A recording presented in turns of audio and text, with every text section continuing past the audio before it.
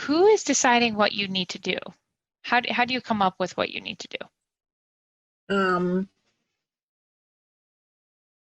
I guess, I don't know. I just have always kind of done that. I don't really know how it started. So the exposure that I would suggest is called like a wasting time exposure. And you Okay. can do it as significantly or you can make it as small or as big as is good for the exposure. Like if you think about um, a 10 being a panic attack and 0 being sleeping, you want your exposure to be like to a 4 or 6. So it should be challenging, but not completely overwhelming to you. So when I'm suggesting like don't do anything the full night, that's probably too much. And you're probably right that it will just be more stressful the next day. But you could do a wasting time exposure for like 5 minutes, 15 minutes before going to bed. If you say like, this is the time that I'm going to start getting ready for bed, and 15 minutes before that, even if there's other things I still need to do, I'm just going to not do anything. I'm going to sit on the couch and look at a magazine or stare at the wall. It actually is preferable that you don't watch TV or read the news or anything like that, because those are kind of productive activities. Hmm. So have you ever tried to just completely waste time, particularly when there's stuff that you could be doing? No, I've never tried. And how does it feel to talk about? Um, I started thinking when you said just like look at the wall, I was like, I probably would start like going through a list in my head, but that would just be a compulsion again. So I need to like actually waste time and not like be doing a compulsion in my head. Yeah, that's a really good awareness that so it would be challenging to just stare at the wall and then let that list be there and um, not like work on it. Mhm. Yeah. Yeah. And could you see why letting yourself have 5 or 15 minutes, not doing anything, why would that be helpful for your life? Yeah, I totally see why. Um, that's why whenever I'm like doing all these compulsions, I'm like, I know that this isn't good for like all of my other content. Um, yeah, so I I think because being uncomfortable and like having all the uncomfortable sensations and thoughts being there and just letting them be there without doing the compulsion is good practice for the other content that's like more painful for me. Like if I have an intrusive thought about being a pedophile or something like that, and then I have to sit with those feelings, it's the same feelings and it's the same like sitting with being uncomfortable. It's just different content. Yes, I completely agree. That's a great answer. The other thing is if you can't ever relax, you're not letting your mind relax enough to have intrusive thoughts. And so you're actually making it more there you're making your experience more hypervigilant against intrusive thoughts that will make them more likely. Whereas if you're able to relax, at first when you start to relax, you might have intrusive thoughts.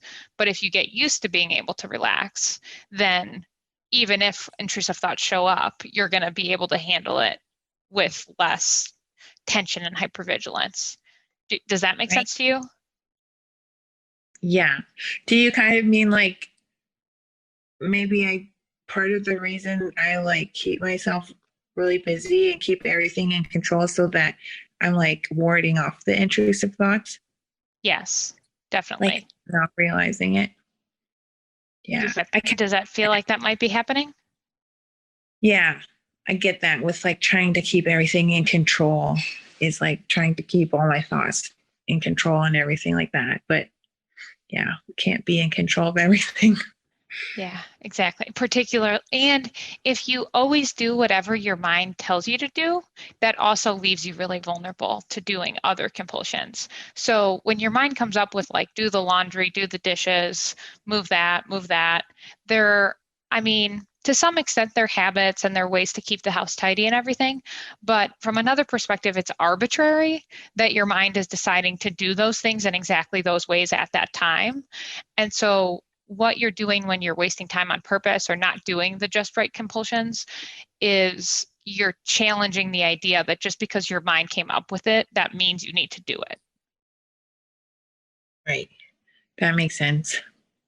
Yeah, so it's actually, even though it feels like you're letting go of control because you're not hypervigilantly protecting against the possibility that you'll have intrusions and you're not controlling the environment around you through doing the just right compulsions, you're actually, when you relax, you're taking more control because you get to be the one that decides, just because something showed up in my mind doesn't mean I'm going to act on it.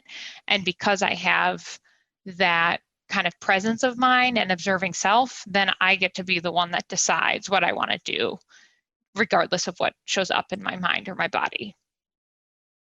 Yeah, that makes sense. I like looking at it that way. So I can be like, when I have the thought, I'll just be like, nope, I'm in control and I'm deciding not to do that. Yes, I think that's a great perspective to take rather than this is like a painful thing that takes away my control. You're actually stepping into your control when you're deciding. I don't just because it arrived in my mind doesn't mean I have to do it. Yeah. Okay. I can definitely try that. Okay. Is there anything else that's coming to mind? Um, I was going to ask, well, I don't know really if this is a good question or not, but It's okay.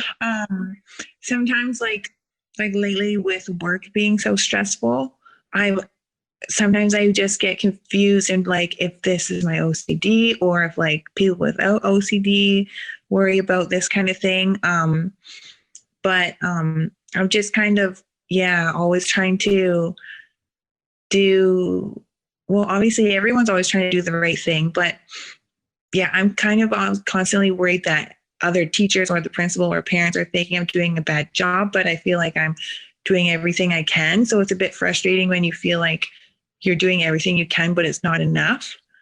I think that's probably just like a regular human thing. Yeah, I would treat that as an intrusive thought though. Oh yeah. And you could go with not it's not necessarily OCD. I mean, you do have a sticky mind and you have OCD, so that you can put that type of intrusive thought in the category of OCD, but lots of people have that in particular intrusive thought. But the way that I would frame it up is I'm doing something challenging that I value, and in the presence of doing something challenging that I care a lot about, I'm likely to get anxious and then have intrusive thoughts. So you happen to have the intrusive thought that other people are judging you. But as long as you're living by your values, it's just a thought that shows up in your mind, and it's okay that it's there. And also it's okay to let it pass. Okay. Yeah. And just say like maybe. Yeah. Maybe they're judging you, maybe they're not. Mm-hmm. Okay.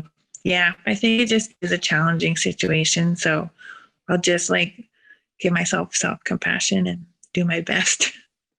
Yeah, I completely agree with that. And does that fear hold you back from like getting support from other teachers or telling anybody else what you're experiencing?